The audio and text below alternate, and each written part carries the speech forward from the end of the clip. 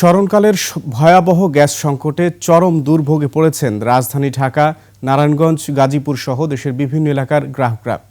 শিল্প এলাকায় মুখ থুবড়ে পড়েছে উৎপাদন, স্থবিরতা গৃহস্থলীর রান্নাবান্নার কাজে। এলএনজি টার্মিনাল বন্ধ থাকায় এই সংকটের সৃষ্টি হয়েছে বলে জানিয়েছে তিতাস কর্তৃপক্ষ। মানিক শিকদারের রিপোর্ট। সকাল থেকে সন্ধ্যা গড়িয়ে রাত পর্যন্ত অপেক্ষা গ্যাসের জন্য। চুলায় হারিয়ে ওঠে না সারাদিন। রাত গভীর হওয়ার আগে কোনো ক্রমে দেখা মেলে গ্যাসের, এরপর রান্নাবান্না। দিনের পর দিন এমন কষ্ট থেকে রেহাই পেতে বাধ্য হয়ে শরণাপন্ন হওয়া বৈদ্যুতিক চুলার। সারিয়া ফারহানার মতো এমন কষ্ট অসংখ্য পরিবারের।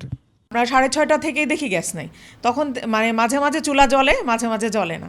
আমাকে তো একটা নির্দিষ্ট পরিমাণ বিল তো দিতেই হচ্ছে, আর কিন্তু আপনার ইলেকট্রিক চুলা ইউজ করলে তো অবশ্যই আমার ইলেকট্রিক বিলটাও বেশি আসছে।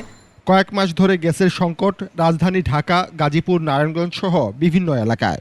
একদমই গ্যাস পাই না, রান্না কোনো সময় করতে পারি, কোনো সময় করতে পারি না। মেয়ে সকালে স্কুলে যায়, ছেলে ভার্সিটি থাকলে যায়, তখন আমার পরিপূর্ণ খাবারটা দিতে পারছি না, সেজন্য আমার বাইরে থেকে খাবার কিনে এনে খেতে হচ্ছে। গ্যাসের প্রিপেইড মিটারের ডিজিট স্থির হয়ে দাঁড়িয়ে আছে মিরপুরের এই বাসায়। প্রতি মাসে সঠিকভাবে বিল পরিশোধ করেও সেবা না পাওয়ায় ক্ষোভ বাড়ছে গ্রাহকদের মাঝে। 1000 টাকা এটার মধ্যে ইন করাইছে। একটু ইউনিট ঘুরে কিনা দেখেন আপনি, ক্যামেরা জুম করে। লাইনও উন্নয়ন করলো, তাহলে গ্যাসটা এখন বেশি হওয়ার কথা। তো লাইন উন্নয়ন করার পরে আমাদের তো গ্যাসের উন্নয়ন হয় নাই। যেগুলি অবৈধভাবে বসাইছে এগুলি তো অনভিজ্ঞ লোক বসাইছে, এগুলি তো প্রায় একগুলি লিকেজ। উন্নত রাষ্ট্র সব তো আমরা জনগণের জন্য করব, তাই না? জনগণের জন্য করা হচ্ছে, তাহলে আপনি আমাকে কেন গ্যাস দিবেন না? 250-টিরও বেশি ডিজাইন অপশন নিয়ে ওয়ালটন স্মার্ট ফ্রিজ, বোঝে আপনার প্রয়োজন। স্থবিরতা নেমে এসেছে শিল্প এলাকায়। মুখ থুবড়ে পড়ছে উৎপাদন, দিশেহারা শিল্প মালিকরা। উৎপাদন যদি আমাদের সময় মতো না হয়, সেক্ষেত্রে শিপমেন্টটা আমরা সময় মতো করতে পারবো না।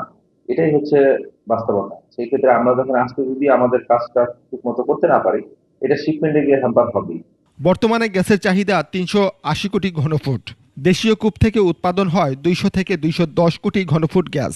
নতুন গ্যাস ক্ষেত্র অনুসন্ধান ও উৎপাদন না বাড়িয়ে আওয়ামী লীগ সরকার 2018 থেকে ঝুঁকে পড়ে এলএনজি আমদানির দিকে।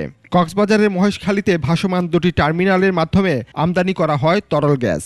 রক্ষণাবেক্ষণের জন্য এর একটি বন্ধ থাকায় সৃষ্টি হয়েছে তীব্র এই সংকটের। এর জন্য 300 million cubic feet per day cut, মানে সংকট। তারপরে কিছু কিছু এলাকায় দেখবেন গ্যাস নাই, ওগুলোর মধ্যে আমাদের টেকনিক্যাল কনস্ট্রেইন আছে, পুরাতন পাইপলাইন ছিদ্র আছে, ওই জায়গার মধ্যে অনেক পুরাতন মাটির নিচে চলে গেছে।